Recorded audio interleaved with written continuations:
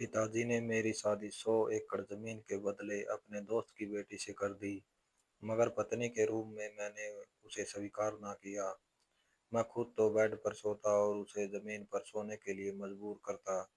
मैं 1 साल तक उसके करीब नहीं गया, लेकिन वह ऐसी संस्कारी औरत थी कि किसी को कुछ नहीं बताती। एक बार नींद में मेरी सास रुक रुक कर आ रही थी। उसने मुझे जगाया और मैं उसी पर चिल्लाने लगा। फिर मुझे पछतावा हुआ और मैं उससे माफ़ी मांगने गया, मगर वह मुझे घर में कहीं नहीं मिली। लेकिन एक लेटर मिला जिसमें लिखा था, मैंने बहुत बार पिताजी से कहा था, मैं शादी नहीं करना चाहता। मेरी बात सुनकर मेरे पिताजी कहने लगे, क्या परेशानी है तुम्हें? जानते हो 100 एकड़ जमीन है सुशील के पास और एक इकलौती बेटी है उसकी। मैंने कहा इकलौती है, लेकिन वो काली कलौटी है तो काली कलौटी मुझे नहीं करनी उस बदसूरत लड़की से शादी। मैंने गुस्सा दिखाया था। मेरे पिताजी कहने लगे, पागल हो गए हो क्या? ऐसी सुंदरता का क्या करना जो कुछ दिन में खत्म हो जाए? कोई सुंदर लड़की भी हो, वह भी शादी के बाद मोटी और भद्दी हो जाती है। पैसा काम आता है और मैं तुम्हारा रिश्ता पक्का कर चुका हूँ और मैं तुम्हारी कोई बात नहीं सुनूंगा। मैंने कहा, मैं भी उस काली कलूटी बंदरिया से शादी नहीं करूंगा। पिताजी, मेरा यह आखिरी फैसला है। मैंने तन कर अपने पिताजी से कहा था। मेरे पिताजी कहने लगे, तो ठीक है, निकल जाओ मेरे घर से। मैं तुम्हें अपनी जायदाद से भी निकाल दूंगा। सब कुछ मेरे नाम है, यह घर और सारी जमीन, चले जाओ यहाँ से। यह सुनकर मेरी माँ रोने लगी, मेरे सामने हाथ जोड़ने लगी कि तुम यह क्या कर रहे हो? अपने ही पैर पर कुल्हाड़ी क्यों मार रहे हो? मैं खुद काफी हैंडसम नौजवान था और मुझे सुंदर लड़कियां पसंद थी। खूबसूरत लड़कियां मुझे अच्छी लगती थी, और फिर मैं क्यों उस काली कलूटी लड़की से सिर्फ इस कारण शादी करता कि उसके पास, बाप के पास 100 एकड़ जमीन है जो वह दहेज में उसे देना चाहता है। मेरे पिताजी को शायद जमीनों का लालच था। यूं तो मेरे पिताजी का पुश्तैनी घर गांव में था, जमीन भी थी, लेकिन हम शहर में रहते थे। मैं पढ़ा लिखा था और मैं एक अच्छी जॉब कर रहा था, लेकिन सैलरी बहुत ज्यादा नहीं थी। ज्यादातर घर का खर्चा पिताजी की जमीनों से आने वाले रुपयों से ही होता था। मैं जितना कमाता था अपने ऊपर खर्च कर देता था। सीधी सी बात है, मैं दिखने में हैंडसम था, अच्छा जवान था। अपने ऊपर पैसा मैं इसलिए खर्च करता था क्योंकि अच्छे अच्छे कपड़े पहनना मेरा शौक था। मेरे वॉशरूम में नए नए ब्रांड के फेस वॉश और क्रीमें रखी रहती थी। अपने बालों का हेयर स्टाइल मैं एक महंगे सैलून से करता था। मैंने अपनी माँ से कहा कि पिताजी को शायद मुझसे प्यार नहीं है, अपने दोस्त की बेटी से है। वह कहने लगी, तुम कौन सा निराले हो? तुम्हारे दोनों बड़े भाई शादियां करके अलग हो चुके हैं, अपने अपने घर बना चुके हैं, लेकिन तुमने क्या किया है इस तनख्वाही नौकरी पर? तुम क्या समझते हो तुम्हें यहाँ पर कोई परी मिल जाएगी? कोई सुंदर अमीर बाप की बेटी अंधी होकर तुमसे शादी कर लेगी? कुछ भी नहीं हो सक तुम आजकल की लड़कियां जेबें देखती है, शक्ल सूरत नहीं देखती। अरे पैसा हो तो बुड्ढे की शादी भी जवान और एक सुंदर लड़की से हो जाती है, क्योंकि उनको पता होता है कि हमें सुख सुविधाएं मिलेगी, बड़ा घर मिलेगा, गाड़ी मिलेगी। आजकल की लड़कियां इतनी बेवकूफ नहीं है जितने तुम हो।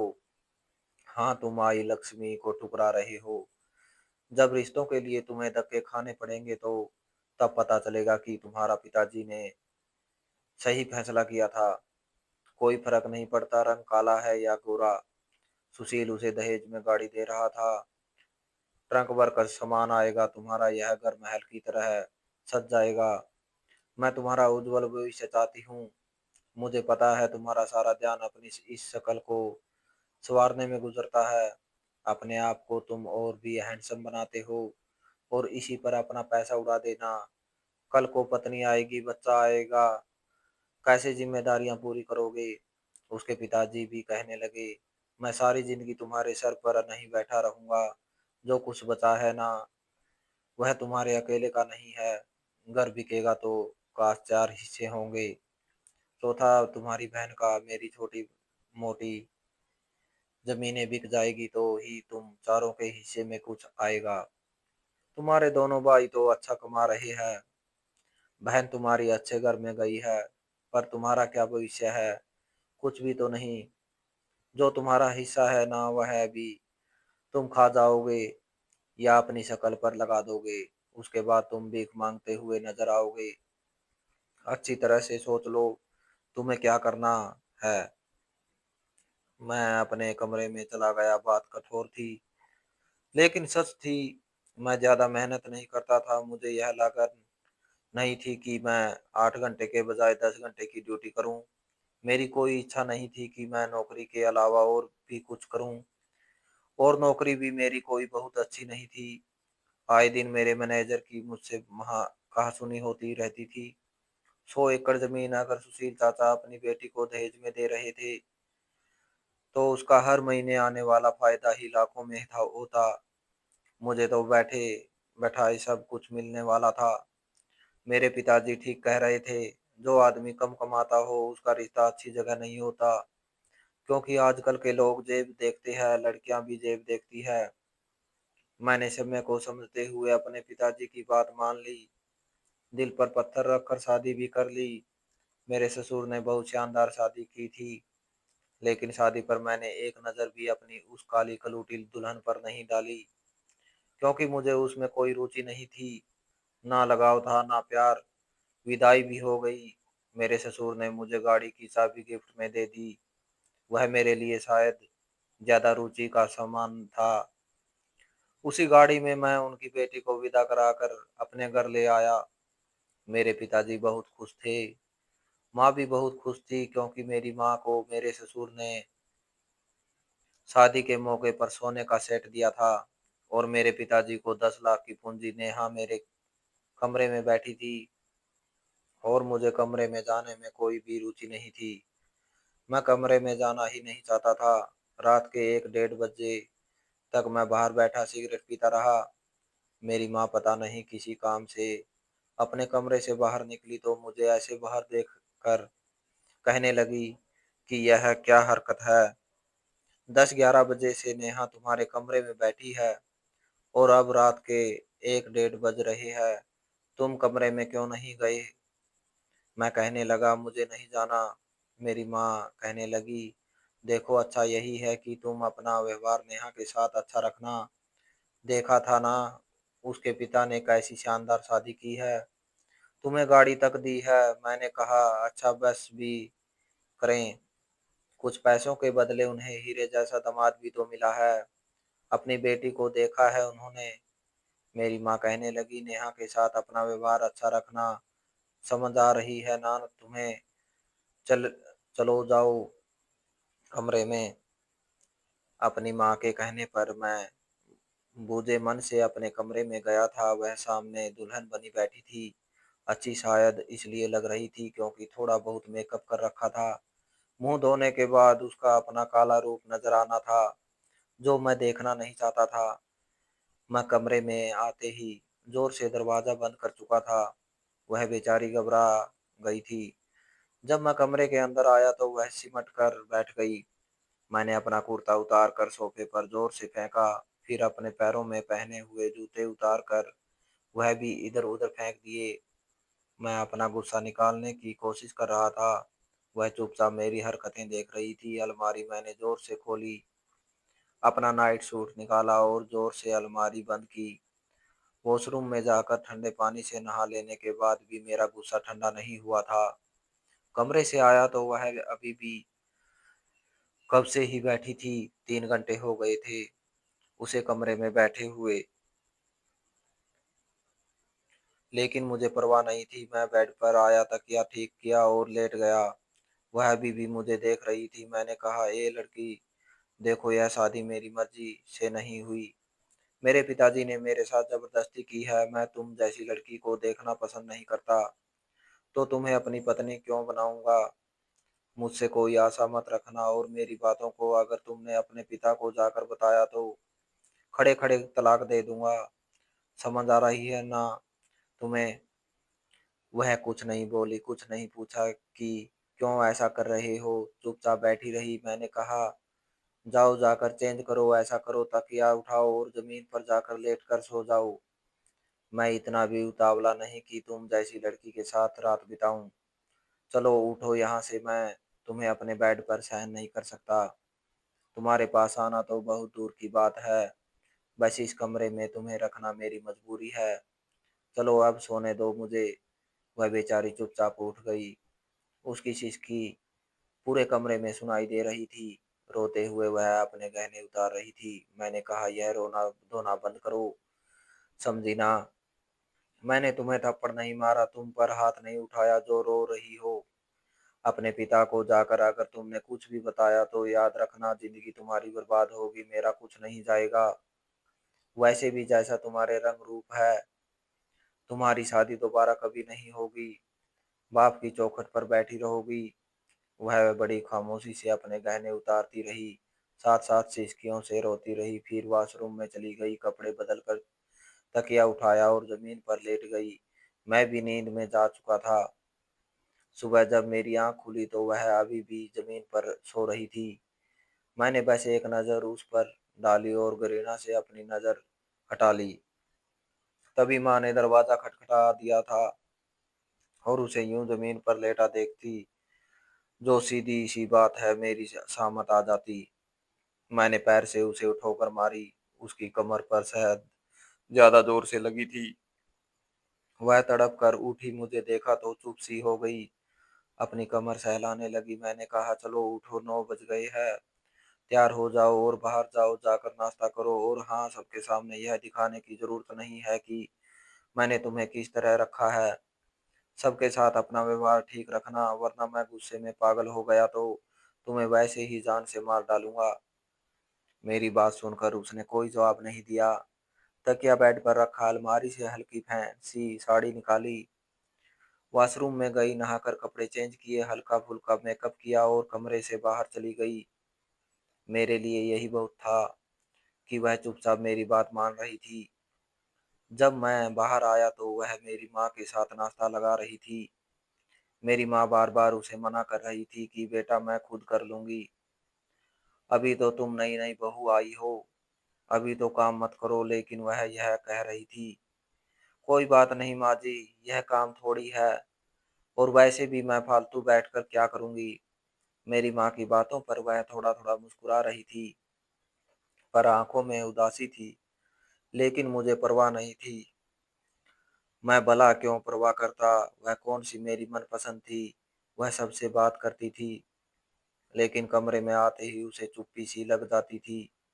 मुझे अब सुंदर लड़कियां तो मिल नहीं सकती थी। इसलिए सोचा कि दिल बहलाने के लिए दोस्ती कर लेनी चाहिए, और दोस्ती भी मेरी हो चुकी थी। वह मेरी ऑफिस की कलीग थी। मैंने उसे दोस्ती की ऑफर की, उसने तुरंत स्वीकार कर ली, जबकि वह जानती थी कि मैं शादीशुदा हूँ। मैं अब रात को देर तक उससे बातें करता रहता और नेहा चुपचाप जमीन पर लेटी रहती, आंसू बहाती रहती। कई बार मैंने उसे आंसू बहाते देखा था, लेकिन मुझे ना उसकी परवाह थी ना चिंता थी। बस अपने माता पिता के सामने मैं उससे ऐसे बात करता जैसे कि हम दोनों के बीच बड़े अच्छे संबंध है। मेरे पिताजी कहने लगे कि ऐसा करो कि आज छुट्टी है, नेहा को कहीं घुमाने ले जाओ। मैंने कहा, हाँ क्यों नहीं, जाओ नेहा, तैयार हो जाओ, मैं तुम्हें घुमाने लेकर जाता हूँ। वह वैसे भी गांव से आई थी, इसलिए शायद मेरी धमकियों से डर गई थी। तलाक के नाम पर ही घबरा गई थी, इसलिए चुप थी, कुछ नहीं कह रही थी। मैं उसे अपने साथ समुद्र के किनारे पर ले गया। मैंने नोट किया कि वह पानी में जाने से बहुत डर रही थी, घबरा रही थी। मैंने कहा, क्या हुआ? कहने लगी, नहीं मुझे बस डर लगता है, मुझे पानी में जाने से डर लगता है, मुझे लगता है कि मैं डूब जाऊंगी। यह सुनकर पता नहीं मुझे क्या हुआ, मैं उसे परेशान करना चाहता था, इसलिए मैं उसका हाथ पकड़कर उसे पानी के अंदर ले जाने लगा। वह कहने लगी, भगवान के लिए राजू, अब मुझे पानी में मत लेकर जाएं। लेकिन मैंने उसकी एक नहीं सुनी। वो जैसे जैसे पानी में मेरे साथ जा रही थी, डर रही थी और डर के मारे रो रही थी। मैं उसे इतना आगे ले गया कि उसके घुटनों के से ऊपर तक पानी आ गया और वहां जाकर मैंने उसका हाथ छोड़ दिया। वह रोने लगी, कहने लगी, मेरा हाथ पकड़ लो, मैं डूब जाऊंगी। मैंने कहा, तो डूब जाओ, मगर जाओगी तो मेरी जान छूटेगी। कहने लगी, आप ऐसा क्यों कह कर रहे हैं? मैंने कहा, तुम्हें दुख में देखकर मुझे चैन मिल रहा है, मुझे सुकून मिल रहा है, और रोती रहो, तुम्हारी सिसकियां मुझे सुकून देती है। वह बहुत ज्यादा डर रही थी, चिल्ला रही थी, बिलख बिलख कर रो रही थी, और मैं हंस रहा था। जिस जगह मैं उसके साथ खड़ा था वहां ज्यादा लोग नहीं थे। वह बार बार गिरने से खुद को बचा रही थी, रोए जा रही थी, और मैं उसे पानी में वहीं छोड़कर वापस आने लगा। वह बार बार कह रही थी, राजू मेरा हाथ पकड़ लो, मैं गिर जाऊंगी। वह शायद पहली बार समुद्र किनारे आई थी। मैंने पीछे से ही उसको उल्टा हाथ दिखाया था कि मरती हो मर जाओ। मैं क्या करूं? फिर उसकी एकदम चिल्लाने की आवाज आई। शायद वह गिर चुकी थी। मैंने देखा तो वह मुझे नजर नहीं आ रही थी, बस उसके हाथ नजर आ रहे थे जो वह पानी में बुरी तरह से मार रही थी। कुछ देर तो मैं उसकी बेबसी का तमाशा देखता रहा। जैसे ही कोई लहर आती वह अपना चेहरा ऊपर करती और बुरी तरह पानी में हाथ मारती और कहती, राजू मुझे बचा लो। 10-12 मिनट में यही देखता रहा और वह खुद को बचाने की कोशिश कर रही थी। फिर मैंने देखा कि एक लड़का दूर से भागता हुआ उसकी ओर आ रहा था, शायद उसे बचाने के लिए। अगर उसे पता चलता कि मैंने अपनी पत्नी के साथ यह हरकत की है तो शायद मुझे बुरा भला कहता। इसलिए मैं तेज कदम उठाता हुआ नेहा तक पहुंचा, उसका हाथ पकड़कर उसे खड़ा किया। वो तो ऐसे थी कि जैसे मर जाएगी, बुरी तरह से हाँफ रही थी। आंखें, चेहरा लाल था, पूरा शरीर पानी से भीग चुका था। मैंने कहा, कुछ डर कम हुआ तुम्हारा? वह रोने लगी। मैंने कहा, मैं तो तुम्हारा डर खत्म कर रहा था मेरी जान। वह लड़का आकर वही खड़ा हो चुका था। यह सुनकर वहीं से पलट गया। मैं उसे वापस घर ले आया। आते ही वह कमरे में चली गई, नहा धोकर आई तो आंखें लाल थी। मेरी माँ ने कहा कि बेटा तुम्हें मजा तो आया ना? आज उसने एक नजर मुझे देखा तो मैं उसे गुस्से से देख रहा था, इसलिए नजरें चुरा कर कहने लगी, जी माँ जी। मैंने कहा, इसे तो बहुत मजा आया, इसने बहुत एंजॉय किया, अगले संडे भी मैं इसे ले जाऊंगा। लेकिन वह कहने लगी, मुझे कहीं नहीं जाना, और मैं यही चाहता हूँ था कि वह अपने मुंह से कहे कि उसे मेरे साथ कहीं नहीं जाना। जब मैं यूं ही गुजरने लगा, मैं सुबह जब भी जगा जागता था उसकी कमर पर जोर से लात मारता था और वह बिलबिला उठती थी। मैं कई लड़कियों से दोस्ती कर चुका था, उनसे दिल बहलाता। जो भी पैसे नेहा की जमीनों से आते थे मैं उसे कहता कि तुरंत मेरे बैंक अकाउंट में जमा करवाओ। मैं एक अय्याश इंसान बन चुका था, जो पैसा आता उसमें से ज्यादातर तुम्हें दुम्हे की तरह उड़ा देता। लड़कियों को महंगे महंगे रेस्टोरेंट में लेकर जाता, उन्हें खाना खिलाता। नेहा घर के कामों में ही जुटी रहती थी। सबसे बड़ी बात कि मुझसे कुछ नहीं कहती, ना मुझे परेशान करती थी। मेरा हर काम अपने हाथों से करती थी,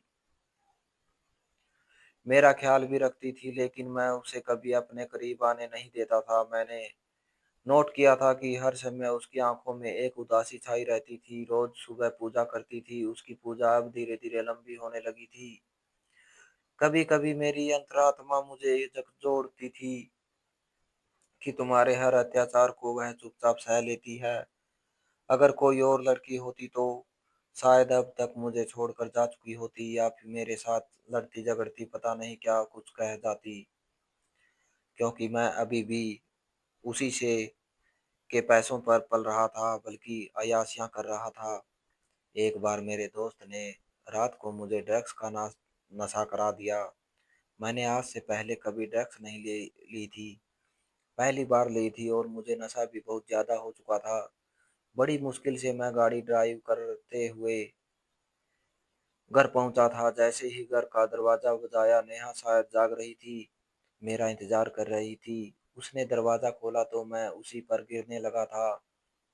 उसी ने मुझे सँभाला था। मैं इतना नशे में धुत था कि कहीं सही से चल भी नहीं पा रहा था। बड़ी मुश्किल से सहारा देते हुए वह मुझे कमरे में ले जाकर लिटा चुकी थी।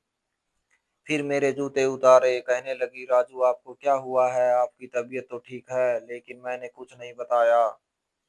मैं इतना नशे में था कि बेहोश हो चुका था। सुबह जब मेरी आँख खुली तो मैं हैरान रह गया। शायद मैं इतना नशे में था कि सोते हुए ज़मीन पर गिर चुका था। मैंने देखा तो नेहा शायद बाहर जा चुकी थी। मैं उठकर बेड के ऊपर आ गया, बेड पर लेटकर फिर से सो गया। जब होश में आया तो दोपहर के 11 बज रहे थे। मुझे अब चिंता ही नहीं थी कि मेरा बॉस मेरी इतनी छुट्टियां पर मुझे जॉब से निकाल देगा। मेरे पास महीने के 3 से 4 लाख आते थे। उसमें से 2 लाख मैं अपने पिताजी को पकड़ा देता था घर के खर्चे के लिए, और बाकी के 2 लाख अपने पास रख लेता था। मेरे पिताजी खुश थे कि महीने के 2 लाख उनके हाथ में आ जाते हैं। मैं कभी जाता जॉब पर और कभी नहीं जाता। इस बार जब मैंने फोन उठाया तो मेरे बॉस ने कहा कि लगता है तुम्हें नौकरी की जरूरत नहीं है। जितनी तुम लापरवाही दिखा रहे हो, मैं तुम्हें नौकरी से निकाल रहा हूँ। मैंने फोन एक तरफ रख दिया। मुझे परवाह भी नहीं थी। मैंने नेहा को पुकारा। मैंने कहा, मेरे लिए चाय लेकर आओ, मेरे सर में दर्द है। जब वह कमरे में आई तो उसके बाल गीले थे, मुझसे नजरें चुरा रही थी। चाय का कप रखकर चली गई। नाश्ते के बाद मैं अपने लैपटॉप पर व्यस्त हो गया। जब मुझे नेहा के हंसने की आवाज आई तो मैं हैरान हुआ था, क्योंकि जब से मेरी शादी हुई थी मैंने उसे हंसते हुए नहीं देखा था। मैं बाहर आया तो वह मेरी माँ के साथ किसी बात पर हंस रही थी। पहली बार उसको मुस्कुराता हुआ देखकर पता नहीं क्यों वह मुझे अच्छी लगी थी। लेकिन अगले ही पल मैंने अपने सिर को झटका था कि नहीं, मेरी चॉइस इतनी भी घटिया और खराब नहीं हो सकती। रात को फिर मैं दोस्तों में चला गया। मेरे दोस्त मेरा मजाक उड़ाने लगे, कहने लगे, हमें नहीं पता था कि तुम इतनी थोड़ी सी ड्रग्स लेकर इतने नशे में चले जाओगे। तुम कैसे मर्द हो? हम लोग तो 3 4 बार ड्रग्स लेते हैं और हमें नशा तक नहीं चढ़ता। मैंने कहा, ऐसे भी कोई बात नहीं है, मैं भी तुम लोगों के बराबर ड्रग्स कर सकता हूँ। यह सुनकर मेरे दोस्त तो मुझे हैरानी से देखने लगे, कहने लगे, अरे असल जिंदगी नशे में है। शराब और शवाब अगर जिंदगी से निकल जाए तो मर्द की जिंदगी बेकार हो जाती है। मैंने उस रात उनकी बात मान ली थी। लेकिन दोस्त मुझे क्लब ले गए। वहां पर क्लब डांसर के साथ डांस करने लगे और मेरा दिल नहीं माना। मैंने यह काम कभी नहीं किया था। मैं वहां से वापस आकर आया घर आया तो मेरी पत्नी मुझे कमरे में ले गई। रात को सोए सोए मुझे लगा जैसे मुझे ठीक से सांस नहीं आ रही। मुझे सांस लेने में दिक्कत हो रही थी। पता नहीं, शायद मैं नींद में बड़बड़ा रहा था, नशे में भी था। जब मुझे लगा किसी ने मुझे जोड़ा है, मैंने आंख खोली तो नेहा थी। कहने लगी, क्या हुआ आपको? आपकी तबीयत तो ठीक है। मैंने उसे डांटना शुरू कर दिया। मैंने कहा, तुम होती कौन हो मुझे उठाने वाली? तुमने मेरी नींद खराब कर दी। तुम्हें किसने कहा था मेरे पास आओ? कहने लगी, वो आप कह रहे थे कि आपको सांस नहीं आ रही। मैंने कहा, मुझे कुछ नहीं होता। मैं सच में बेहोशी में था, नींद में बेहाल था। मुझे कुछ याद नहीं आ रहा था कि मेरे साथ क्या हो रहा है या मैं क्या कह रहा था। उसके बाद मैंने नोट किया कि जब भी मैं नशा करता मुझे घुटन सी होने लगती। एक बार नेहा मुझसे कहने लगी, आपको यह जहर अपने अंदर नहीं उतारना चाहिए। अभी तक आपके घर वाले नहीं जानते कि आप नशा करते हैं। मैंने कहा, उन्हें बताने की गलती भी ना करना, वरना तुम जानती हो कि मैं तुम्हारे साथ क्या कर सकता हूँ। अब मैं ताश खेलने लगा था, कसीनो जाने लगा था, जुआ खेलने लगा था, बहुत से पैसे जीतता था तो हारता भी था। सिगरेट, शराब, जुआ, ये सब बुराइयां मेरे अंदर आ चुकी थी। मेरी आधी आधी रातें अब कसीनो में गुजरने लगी थी। लेकिन मुझे खांसी भी आने लगी थी। मुझे एक बार बहुत तेज बुखार हो गया। नेहा बहुत परेशान थी, मुझे लेकर हॉस्पिटल चली गई। डॉक्टर ने कहा कि सीने में बहुत ज़्यादा इन्फेक्शन हो गया है। अगर जल्दी इलाज नहीं किया गया तो परेशानी बढ़ सकती है। पहली बार मैंने उसे अपने लिए रोते हुए देखा था। मेरे सामने हाथ जोड़कर कह रही थी कि दोबारा नशे को हाथ मत लगाइएगा, भगवान के लिए। और मैं उसके रोने पर हैरान था। मैंने तो आज तक उसके साथ अच्छा व्यवहार नहीं किया था। उसे तो मेरे मर जाने की प्रार्थना करनी चाहिए थी, लेकिन वह मेरा बहुत ख्याल रख रही थी। मुझे समय पर दवाई देती धीरे धीरे मेरी सेहत अच्छी होने लगी। मैं ठीक हो चुका था, लेकिन अब अपने अंदर शर्मिंदगी महसूस करता था। मेरा जी चाहता कि मैं नेहा से माफी मांगूं, और फिर उसकी तबीयत काफी निडाल सी होने लगी थी। शायद मेरी देखभाल करते करते थक चुकी थी, लेकिन वही उसकी आदत कि अपने मुंह से कुछ नहीं कहती थी। उसने मुझे भी कुछ नहीं कहा था, ना मेरी माँ को किसी काम से इनकार करती थी। जिन लड़कियों से मैंने दोस्ती की थी, जिन्हें मैं महंगे से महंगे रेस्टोरेंट में खाना खिलाता था, जब उन्हें मेरी बीमारी का पता चला तो उन्होंने भी मुझे छोड़ दिया। मैं फोन करता तो मुझसे ठीक से बात नहीं करती, क्योंकि उन्हें पता था कि अब मैं उन पर पैसे नहीं लुटा सकता था, क्योंकि मेरा इलाज बहुत महंगा हो रहा था। मेरी बीमारी ने मुझे लोगों के असली रंग दिखा दिए थे।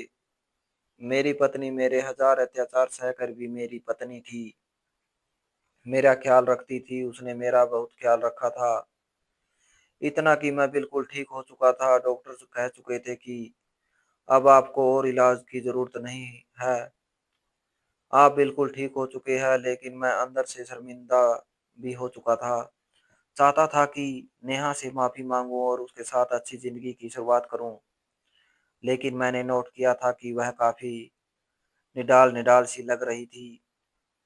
कभी अपने कंधे दबाने लग जाती थी। पहली बार मैंने कहा कि नेहा, तुम ठीक तो हो? मुझे तुम्हारी तबीयत ठीक नहीं लग रही। तो कहने लगी, मैं बिल्कुल ठीक हूँ, मुझे कुछ नहीं हुआ। मैंने कहा कि ऐसा करो, मैं मेरे साथ डॉक्टर के पास चलो। कहने लगी, नहीं राजू, मैं कह रही हूँ ना, मुझे कुछ नहीं हुआ, मैं ठीक हूँ। मैं सोच चुका था कि अब नेहा से माफी मांग लूंगा। अगले दिन जब मैं उठा, देखा तो नेहा कमरे में नहीं थी। मैं बाहर आया, अपनी माँ के कमरे में देखा तो वह लेटी हुई थी। मैंने पूछा, नेहा कहाँ है? किचन में भी नहीं थी।